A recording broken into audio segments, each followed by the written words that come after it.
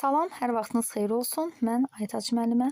Bugün qruplarda paylaşılan, mənə aid olan mətn sualının izahına baxacağıq.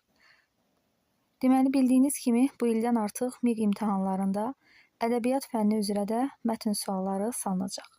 Buna görə də sizlərlə vaxtaşırı belə mətn suallarını paylaşaraq izah etməyi daha məqsəd uyğun bildim. Qeyd edim ki, növbəti aydan, yəni aprel ayından etibarən mənim ədəbiyyat üzrə sınaq qruplarım fəaliyyətə başlayacaq. Qoşulmaq istəyənlər əlaqə saxlaya bilər.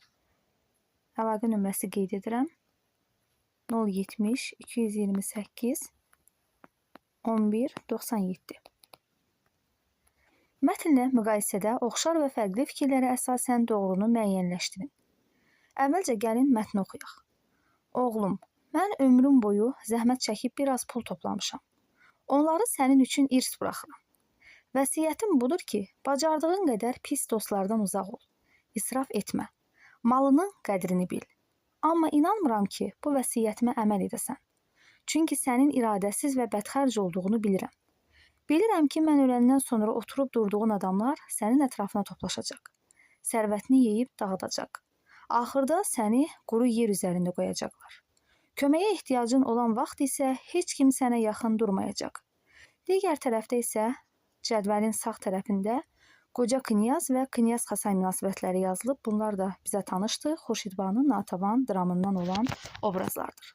İndi mətnlə də tanış olduq və bizə obrazlar arasında olan münasibətlər də məlumdur. A variantına baxaq.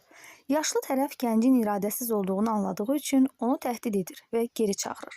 Yaşlı tərəf məsələsi həm mətn, həm də sağ tərəfimiz üçün keçərlidir. Amma geri çağırır ifadəsini biz yalnız qoca knyaza aid edə bilərik. Yəni, knyaz Xasaya dediyi ifadələrə. Bunu oxşar götürməyimiz yanlışdır. Deməli, A bizim cavabımız ola bilməz. Çünki biz bu oxşarlığa, müqayisəyə əsasən doğrunu tapmalıyıq.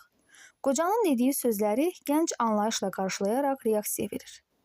Belə bir anlayış mətndə biz görmürük. Ümumiyyətlə, gəncin reaksiyasına yer verilmir. Deməli, oxşar götürə bilmərik. Variantı, gəncin üzərində zəhməti çox olan, onu oxudan, bədxərcliyinin qarşısına alan qoca obrazıdır. Gəncin üzərində zəhməti çox olan, bəli, qoca knyaz, onu oxudan, yenə qoca knyaz, amma bədxərcliyinin qarşısına alan ifadəsi qoca knyaz və knyaz Xasay münasibətlərinə aid deyil. Yəni, biz bunu fərqli fikir kimi götürə bilmərik. Ümumiyyətlə, heç birinə aid olmayan fikirdir. Yanlışdır. Məsləhətlər verən qoca dünya görmüş insandır, hər ikisinə aiddir. Özündən sonra kiməsə saxladığı nələrsə var. Mətndə oxuduğumuz kimi, burada məsələn deyir ki, mən biraz pul toplamışam, sənin üçün irs buraxıram. Göründüyü kimi burada qoca knyazın da knyaz Xasay üçün Dağıstanda öz yerini verməyi məqamı var idi. Yəni, onun da nəyisə saxladığını görürük. Deməli, biz bu fikri oxşar götürə bilərik. Cavabımız olacaq D variantı. Qoca dara düşən insanlara rəhbərlik edilməsi, təhsil verilməsi lazım olduğunu vurğulayır. Belə bir məqam, yəni yanlışdır. Qoca dara düşən insanlara rəhbərlik edilməsi fikrini biz qoca knyaz və knyaz Xasay münasibətində görürük, amma təhsil verilməsi lazım olduğunu, yəni o vurğulamırdı. Yəni fərqli fikir kimi də götürə bilmərik. Cavabımız burada oldu, D variantı. Ümid edirəm ki, mətn sualı sizlər üçün faydalı oldu. Abunə olub bəyənməyi unutmayın ki, belə sualların sayı daha da çox olsun. Sağ olun.